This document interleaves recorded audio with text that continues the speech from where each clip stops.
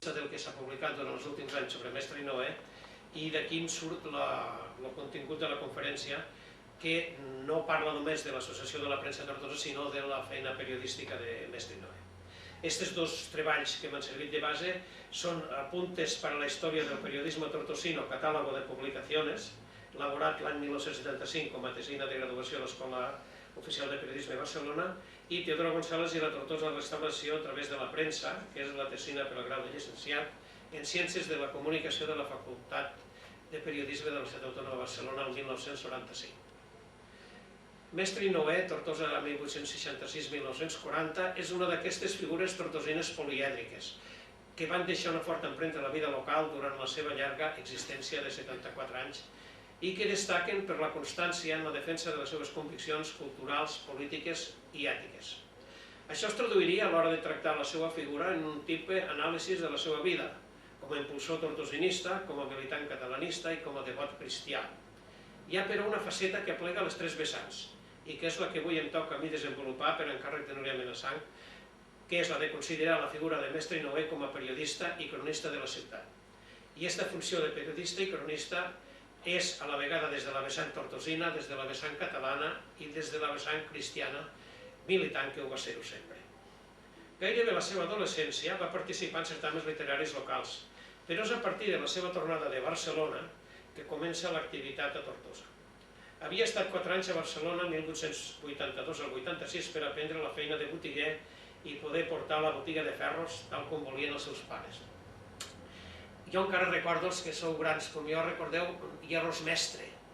Els hierros mestre eren estos ferros que tenia que vendre el Francesc Mestre i Noé, que al dedicar-se ell a les lletres i a tot el que després anirem veient, la feina de botiguer de ferros la va agafar el seu germà, després va passar a la germana, o no sé si era germana o neboda, ja doña Sofia, la tia, i després la filla, Sofia Mestre era la filla, i després va passar als Llorca Mestre, el pare de l'arquitecte, i els Llorca Mestre que eren Federico, Joan, Alfonso i José, molt bé. Bé, doncs és aquesta família, vull dir que aquí a Tortosa ens coneixem tots i en definitiva els llinatges van a estires de la corda i van sortint. Ell no va voler ser venedor de ferros i es volia dedicar-se a escriure, i així va ser que als 20 anys va començar a col·laborar en periòdics de l'època escrivint en castellà encara, mentre que tímidament es feia present a les activitats culturals i socials de Tortosa. Un dels primers articles de què es té constància es va publicar el 1887 a l'aleshores diari republicà possibilista.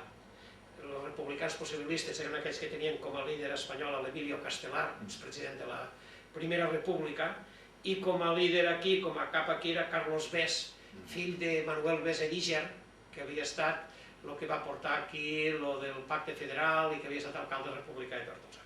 Aquest periòdic seria La Voz del Progreso, i allí va començar a escriure el Mestre i Noé en un article laudatori sobre el Círculo de Artesanos, que era una entitat cultural i social, que a més feia formació per a les classes treballadores. Semblava que el Mestre Noé estava interessat pel que avui en diríem el pensament progressista. Però, en canvi, al poc temps comença a renglerar-se per plantejaments més conservadors, tot i que les seves actituds sempre han sigut respectuoses, van ser respectuoses pel pensament i la posició ideològica de tothom.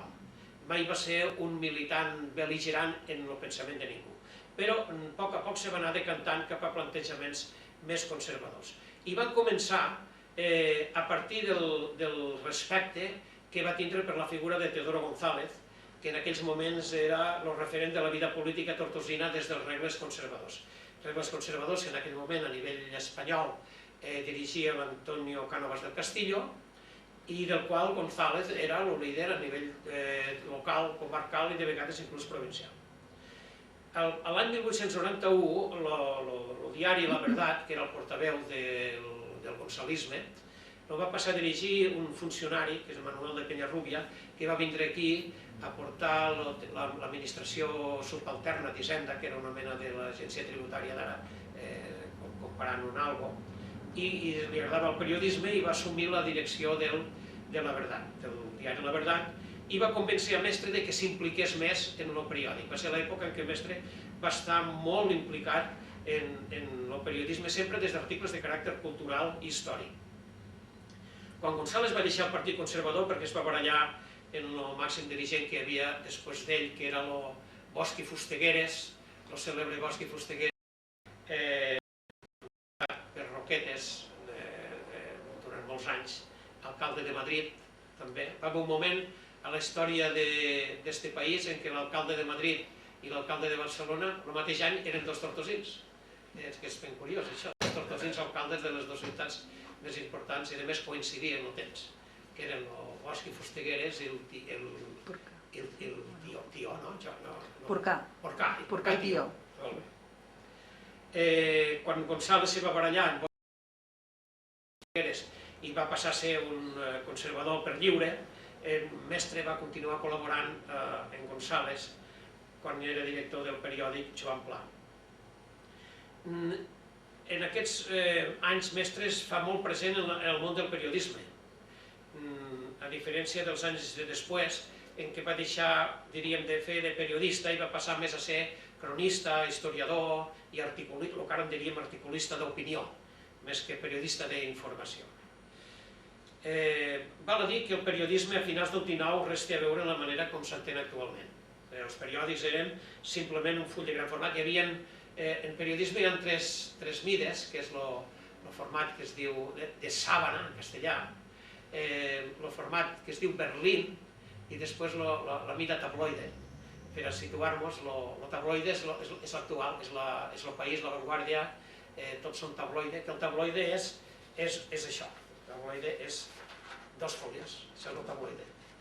Les revistes, quan una publicació té el tamany folio, ja no és pròpiament un periòdic, és una revista, és una altra història. Bé, doncs llavors els periòdics eren un full gran, que tenien 60 per 40, eren uns fulls de la mida màxima que entrava a la plana, a la impressora plana, rotatives no existien en aquell moment encara, i es plegaven. I la raó d'haver fet el diari en aquestes pàgines tan grans és perquè l'any 1870 va sortir una disposició a Anglaterra que feien pagar un impost a la premsa pel número de pàgines. I per estalviar-se el número de pàgines, els inglesos feien les pàgines més grans. Conseqüència, tota la premsa d'Europa va fer pàgines grans. I els diaris, jo encara recordo l'Heraldo d'Aragón, per exemple, o el Correu Català de l'època primera, que eren periòdics enormes. Bé, doncs així eren els periòdics de llavors, no res tenia a veure en la concepció actual. La composició era manual, en els caixistes, com en temps de Gutenberg, la impressió era plana i l'edició irregular. Val a dir que en aquella època els ciutadans mínimament escolaritzats, és a dir, que sabia llegir, escriure i les 4 regles aritmètiques, ben just arribaven al 25% de la població, i que hi havia gairebé un 50% de la població que eren analfabets. Per tant, el camp on se podia projectar el periodisme era certament molt limitat. I també que la distinció entre periodista i escriptor era molt difusa. Recordeu tots que els màxims escriptors de la generació 98, començant per els episodis nacionals, eren periodistes i que els seus escrits apareixien com a separates publicats als diaris de l'època. És a dir, que un periodista no era un professional, normalment no hi havia periodistes professionals, no vivien del periodisme, eren impressors, eren metges, eren polítics, eren el que fos escriptors de novel·les, però hi ha a més periodistes. Ja tornem al fil. L'any 91, mestre i la seva dona Enriqueta Ferrús havien comprat la llibreria Oliveres i Tió, que aleshores era de Ramon Prades, al carrer de la Rosa, i este és el negoci on mestre Inovés va guanyar la vida durant tota la vida.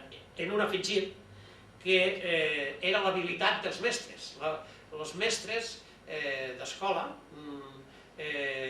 no cobraven directament del qui fos. El ministeri o qui fos pagava a una persona que era l'habilitat i aquest personatge era el que enviava els diners als mestres. Hi havia una habilitat. La meva dona encara se'n recorda que quan ella va començar a fer de mestre encara hi havia l'habilitado. No és això, me'n recordo que alguna vegada havíem comentat. L'habilitado era l'home en qui t'havies d'entendre per a cobrar el sou. Doncs bé, mestre meu va arribar a ser l'habilitat dels mestres per a cobrar el sou a la circumscripció de Tortosa. Funció que al principi era així molt anar per casa, però que després va passar a ser funcionari, era com un funcionari, així tenia assegurada el seu condumia. És en aquesta època quan Mestre Noé se va significar més políticament dins Unió Catalanista. La Unió Catalanista era un moviment conservador fundat per Enric Prat de la Riba, que en anys següents promogué la trobada on s'aprovaren les bases de Manresa, que fou l'inici del catalanisme conservador com a força política. L'any 1893 es va celebrar l'assemblea del moviment a Reus, on va constar la presència de Mestre com a delegat comarcal de l'Ebre, del Baix Ebre. El 1899, arran de la greu crisi que va haver en aquest país per la guerra de Cuba, per una crisi econòmica i per altres circumstàncies, la Unió Catalanista va decidir entrar en política activa, i s'alià amb el Partit Conservador, el que havien nomenat de Cànovas, que Cànovas l'havien matat l'any abans, Cànovas el van assassinar quan estava prenent les aigües al balneari de, no recordo ara, al nord de Baleàric, i que el partit estava en mans de Silvela i del general Polavieja. Llavors se van aliar en l'Unió Catalanista i gràcies a la influència de Mestre Noé, que era l'home d'Unió Catalanista aquí, van aconseguir que Teodoro González fos el candidat del Partit Conservador, a pesar que anys abans hem vist que s'havia barallat en el Partit Conservador, però va ser candidat del Partit Conservador i va ser elegit diputat. Va ser l'última vegada que Teodoro González va ser diputat. Va ser gràcies a Mestre Noé, que com a home d'Unió Catalanista, en el pacte que van fer, que és el que van fer que Duran i Bas fos ministre de Justícia a Madrid, i que González fos diputat. Hi ha alguns que consideren que en correspondència en aquest esforç que va fer Mestre perquè González fos diputat, l'alcalde de llavors de Tortosa, que era un gonçalista, que es deia Eduardo Rico Ballastrín, va decidir o va proposar el nomenament de Francesc Mestre com a arxiver honorari de Tortosa. Vol dir que hi havia una relació política important. Aquesta relació política entre Mestre i González no fou duradora. El juliol del 1899 se va celebrar un concert al Teatre Tívoli de Barcelona en honor a l'esquadra francesa, que estava frontejada al port de Barcelona, i va haver gent que va produir uns crits separatistes dient visca Catalunya, Catalunya primer francesa. González no li va agradar, González era espanyolista, i no li va agradar. I va condenar amb contundència des de la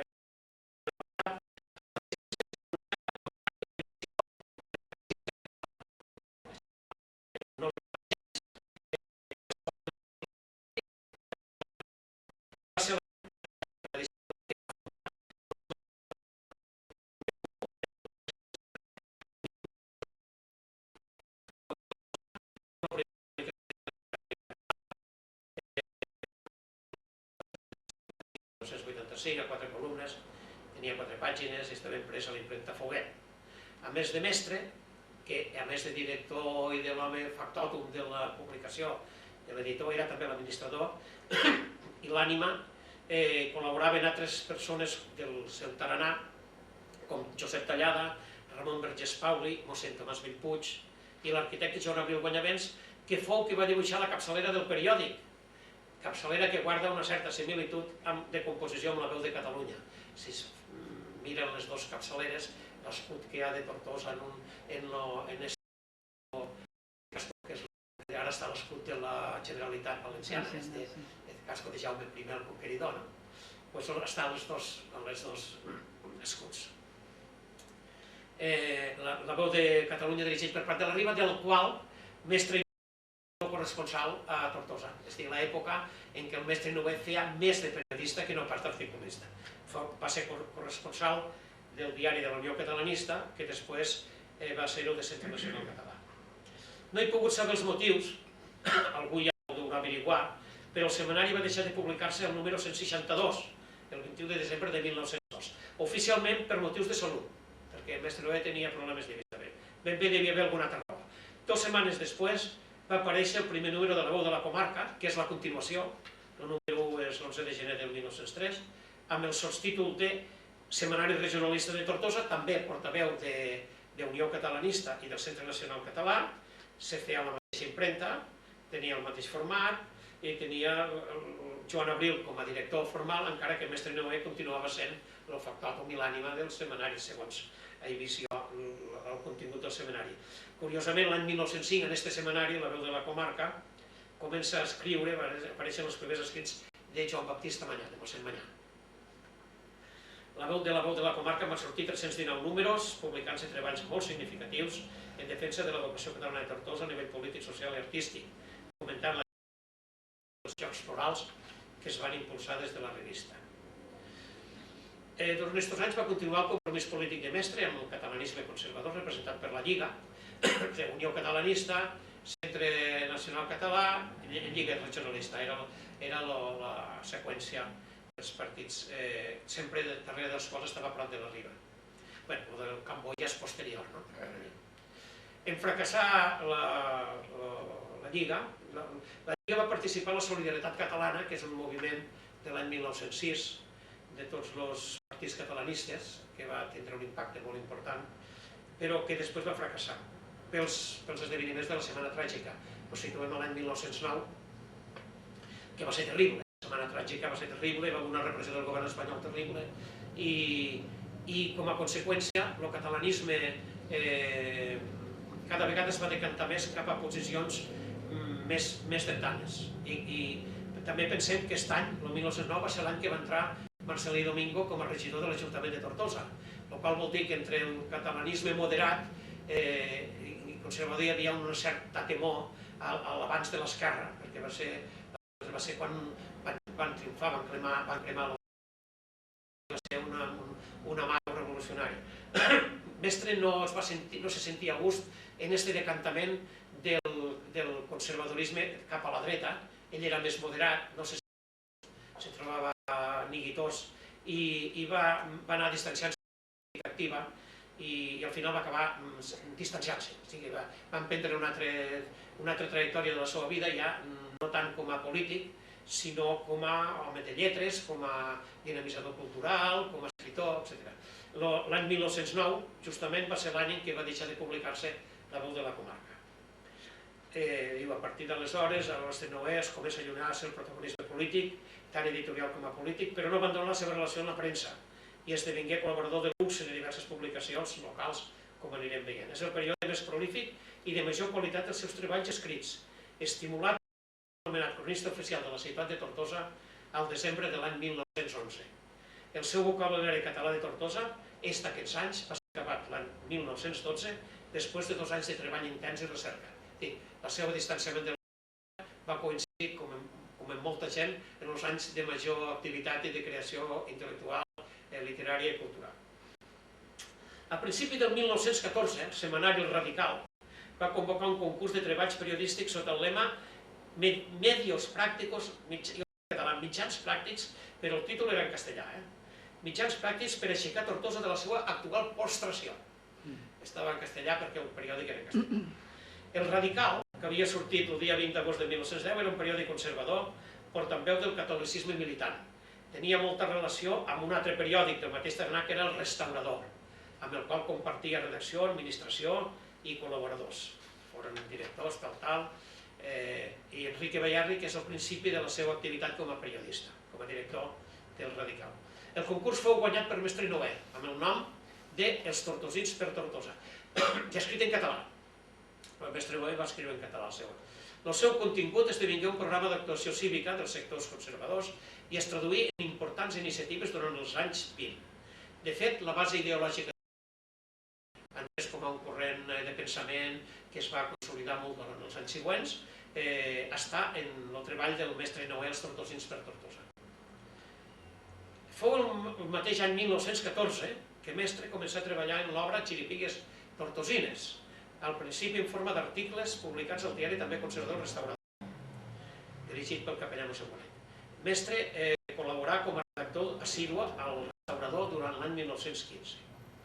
El mateix 1915, Chiripigues Tortosines, brots d'història i filosofia popular, foren editats com a llibre a la impremta Moderna, després impremta El Heroi Bages, amb pròleg de mossèn Antoni Maria Alcover, amb el que Mestre va col·laborar al diccionari Alcover Moll, era l'home del diccionari a les Terres de l'Ebre.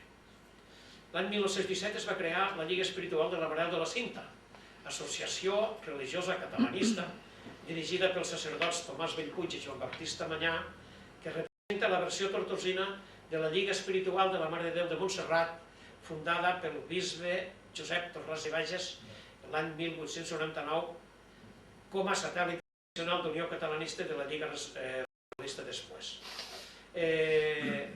Torràs i Bages era el referent cristià, catòlic, del moviment catalanista. Ell és la frase aquella, Catalunya o serà cristiana. I aquí tot un moviment que és bàsicament un moviment que diferencia el catolicisme catalanista del catolicisme espanyol, el distanciament entre l'Església catalana com Torres i Bages. És conservadora, no perquè és de vista que l'Església sempre ha sigut conservadora. Això que hi ha capellans socialistes no ho he pregut mai, a part de l'Ernesto Cardenal a Nicaragua i d'algun altre d'estos, però els capellans sempre han sigut conservadors com els toca, com correspon, perquè bé, ja sigui dit aquesta espècie de... La Lliga Espiritual de la Mare de Déu de la Cinta, que també es diu de la Mare de Déu de la Cinta, per no aixecar susceptibilitats, fixa't que s'ha pogut dir la Lliga Espiritual de la Mare de Déu de Montserrat, el bisbat de Tortosa. Però clar, el bisbat de Tortosa tenia allà tota la província de Castelló, el Sac de Segón, i mitja de Tarragona. Clar, això de la Mare de Déu sempre... Jo ara fa uns 15 anys que vam fer una sèrie d'exposicions que es deia Fideus Spiritum, o alguna cosa així, que organitzaven els bisbats catalans. Però quan se va fer Tortosa vam haver de buscar una altra denominació, no recordo, però no es dia igual que el resto de Catalunya. Com se dia? Llum, algo de llum, llum. Tindre una altra expressió perquè ningú se senti ferit. Per això va néixer la Lliga de la Mare de la Cinta, que va començar a editar un butlletí, el número 1 va ser l'any 1919, dirigida per mossèn Bellpuig, Tomàs Bellpuig, i col·laboraven la major part de la gent que havien col·laborat en la Veu de la Comarca, que és dir, l'estil de forma especial Mestre Noé, que fou redactor en cap del butlletí espiritual de la Mare de la Cinta. En 1921, el bisbe Rocamora Garcia, ha sigut tradició aquí els nostres bisbes, va manifestar que desautoritzava la Lliga Espiritual perquè era catalanista i perquè considerava que la va desautoritzar. La Lliga Espiritual de la Mare de la Cinta va plegar, se va desaparèixer i immediatament va deixar de publicar-se el seu butlletí. L'any 21, el 15 d'abril del 21 va ser el seu darrer número. Mentrestant, l'any 1905 s'havia fundat l'Orfeó Tortosí, amb Joan Abril com a president i Joan Moreira Ramos com a mestre director. 8 anys després, l'any 13, comença a publicar-se el boletín de l'Orfeó Tortosí, que representa una certa continuïtat en la Veu de la Comarca en quant a continguts i col·laboradors, encara que els textos són bilingües amb preeminència del castellà sobre el català. A partir del número 13, el butlletí de l'Orfeó Tortosí adopta el títol de La Zuda, per Beguer Pinyol, per Manuel Beguer Pinyol. Quan l'Orfeó Tortosa va seguir a l'Ateneu de Tortosa, la Zuda va passar en lloc de l'Orfeó Tortosí al butlletí de l'Ateneu de Tortosa.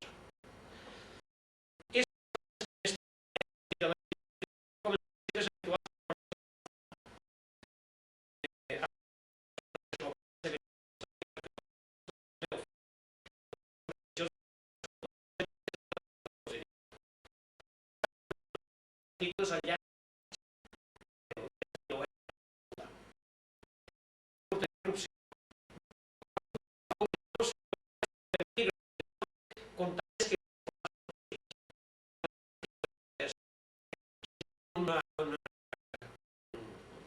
un compacte de contalles que és una mena de continuïtat sistematitzada de les cròniques anteriors, però amb molta més cura del llenguatge, un sentit col·loquial i major compromís en la defensa defensa de la ciutat, la seva història, els seus personatges i la seva cultura.